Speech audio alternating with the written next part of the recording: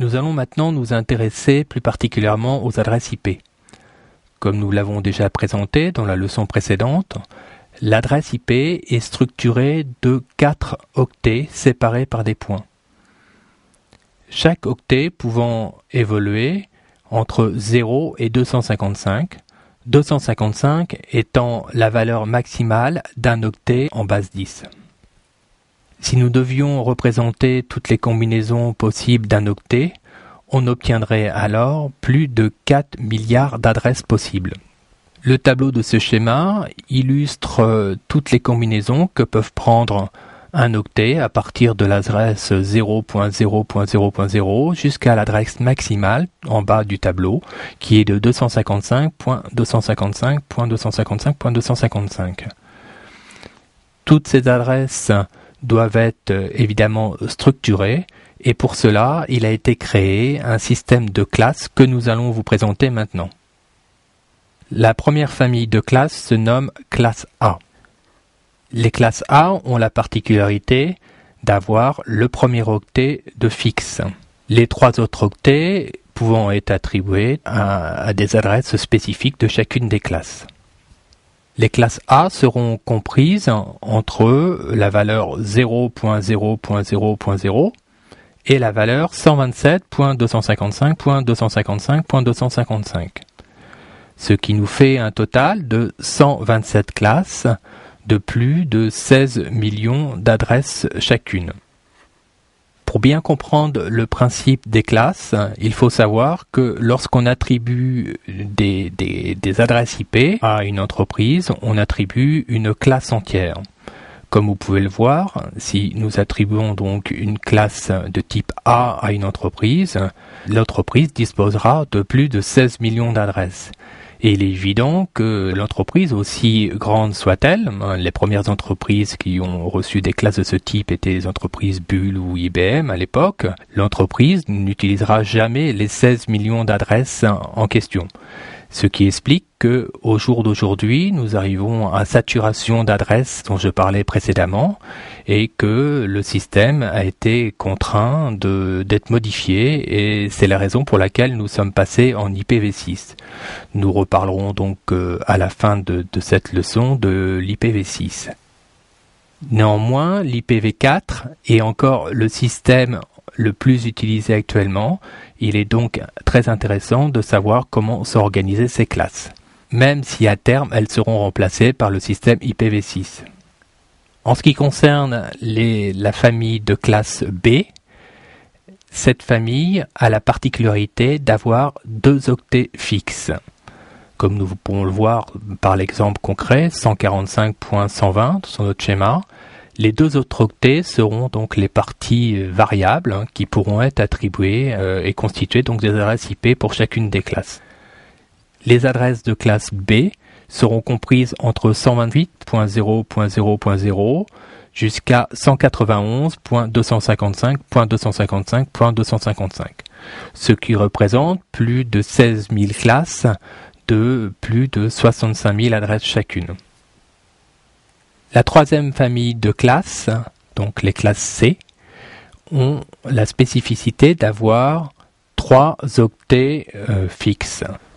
Comme l'exemple à l'écran l'illustre, nous avons donc 194.57.138 pour la classe en question, qui est une classe de type C. Et en ce qui concerne la partie variable, il nous reste donc un octet pouvant être attribué aux différentes adresses de la classe en question.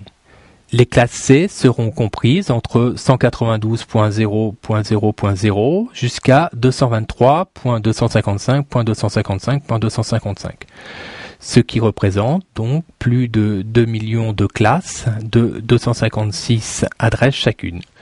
C'est ce type de classes qui seront attribuées couramment aux petites entreprises.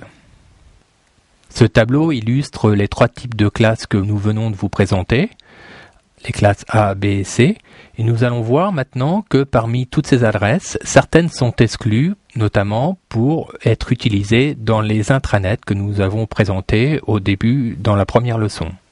En effet, pour éviter d'avoir des confusions entre les adresses IP qui pourraient être utilisées à la fois sur Internet et à la fois sur l'intranet, il a été décidé d'exclure des adresses des trois classes A, B et C, un certain nombre de classes, comme nous pouvons le voir ici dans ce tableau, qui pourront par la suite être exploitées en tant que classes privées dans les intranets des différentes entreprises.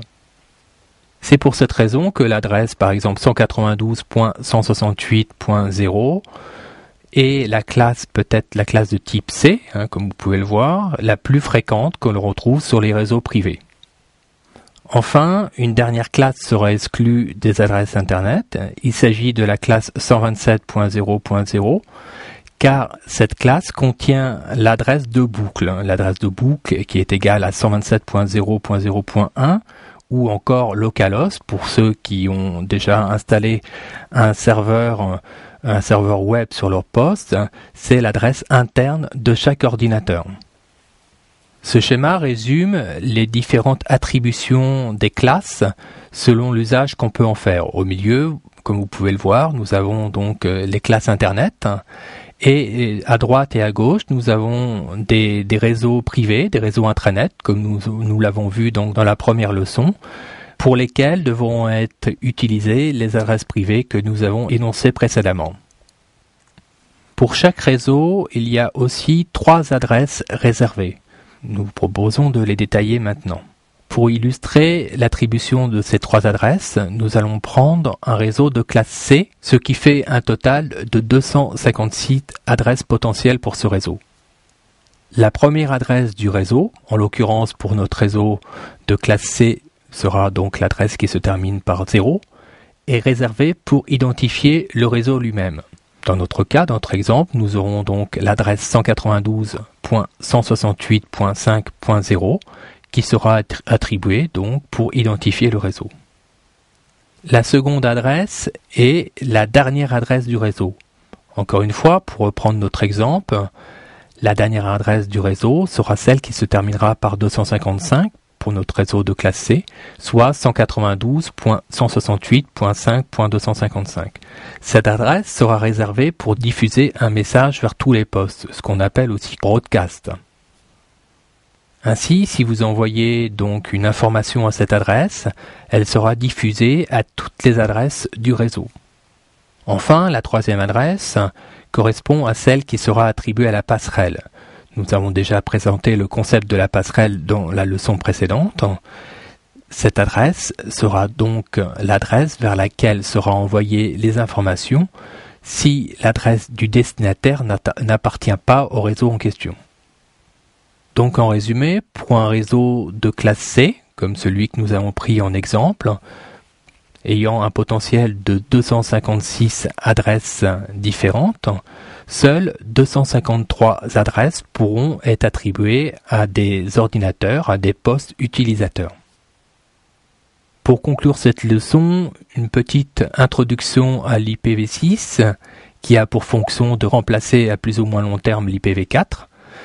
Même si actuellement, comme je vous l'ai dit en introduction, c'est encore l'IPv4 qui est fortement utilisé sur les réseaux actuels. L'IPv6 est formé de 6 doubles octets, représentés cette fois en hexadécimal et non pas en décimal comme c'était le cas en IPv4. Ce qui représente un nombre quasiment infini d'adresses, alors que pour l'IPv4, nous avions un peu plus de 4 milliards d'adresses différentes. Enfin, chaque double octet sera séparé par un double point et non pas une syntaxe pointée comme nous l'avions avec l'IPv4.